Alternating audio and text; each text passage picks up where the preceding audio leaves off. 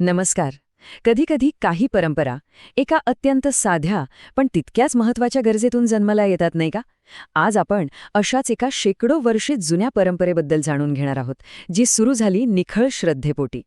40°C हा फक्त एक आकडा नाहीये. पंढरपुरातल्या उन्हाळ्याची ही दाहकता आहे. अक्षरशः आग ओकणारा उन्हाळा. आणि याच तीव्र उन्हाळ्यातून एका खूप सुंदर परंपरेचा जन्म झाला आहे. विचार करा, या कडक उन्हाचा त्रास फक्त माणसांनाच नाही, तर आपल्या लाडक्या दैवतांना म्हणजे विठुराया आणि रुक्मिणी मातेलाही होत असेल.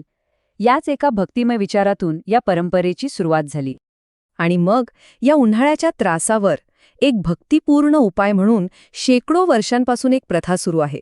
देवाला थंडावा देण्यासाठी केली जाणारी ही सेवा खूपच खास आहे. ह्या प्रथेला म्हणतात चंदन उटी. आता चंदन उटी म्हणजे काय? तर अगदी सोप्या भाषेत उन्हाळ्याच्या दिवसांमध्ये देवांच्या मूर्तींना शीतल चंदनाचा लेप लावला जातो. हा लेप फक्त थंडावा देत नाही, तर तो देवाप्रती असलेली काळजी आणि भक्तीचं एक प्रतीक आहे. अच्छा, मग ही सेवा कधी केली जाते? तर याला एक विशिष्ट वेळ आहे. याची सुरुवात होते गुढीपाडव्याला आणि ही सेवा 7 जूनला मृग नक्षत्र लागेपर्यंत चालते. आणि महत्वाचं म्हणजे या संपूर्ण काळात दररोज बरोबर दुपारी 4 वाजता देवाला हा चंदनाचा लेप लावला जातो. बरं, या सेवेचा जो मुख्य घटक आहे तो म्हणजे चंदन. आणि हे चंदन तयार करण्याची प्रक्रिया आहे ना, ती खूप श्रद्धेने आणि बारकाईने केली जाते. गंमत म्हणजे ह्या सेवेसाठी जे शुद्ध चंदन वापरलं जातं ते काही स्थानिक पातळीवर मिळत नाही. ते खास मागवलं जातं कर्नाटकातल्या बंगळुरूमधून. यावरूनच ह्या परंपरेचं महत्त्व आपल्या लक्षात येतं. आणि तयारीसाठी किती मेहनत लागते याचा अंदाज घ्या. सहाणेवर चंदन उगाळून त्याचा लेप तयार करायला रोज तब्बल 3.5 ते 4 तास लागतात. म्हणजे ही एक प्रकारची रोजची साधनाच आहे. पण देवाला थंडावा देण्याचा प्रयत्न फक्त बाहेरून लेप लावून थांबत नाही, तर ही काळजी देवाच्या नैवेद्यातही दिसते. म्हणजे अगदी सर्वांगीण काळजी घेतली जाते.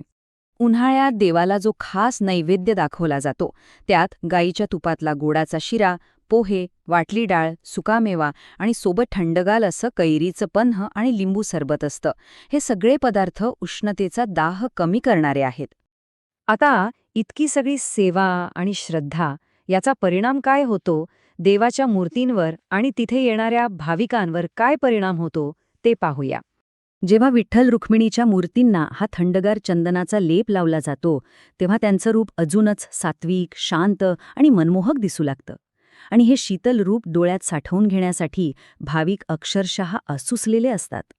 आणि हो, भाविकांनाही या सेवेमध्ये सहभागी होता येतं. यावर्षीसाठी विठुरायाच्या चंदन उटी पूजेकरिता 21,000 रुपये तर रुक्मिणी मातेच्या पूजेकरिता 9,000 रुपये देणगी शुल्क ठेवण्यात आले आहे. आणि म्हणूनच उन्हाळ्याच्या या दिवसांमध्ये ही अनोखी सेवा डोळ्यांनी पाहण्यासाठी आणि विठ्ठलाचं ते शांत, शीतल रूप अनुभवण्यासाठी वारकरी आणि भाविक खूप मोठ्या संख्येने पंढरपुरात येतात. हे सगळं ऐकल्यावर एक विचार मनात येतो.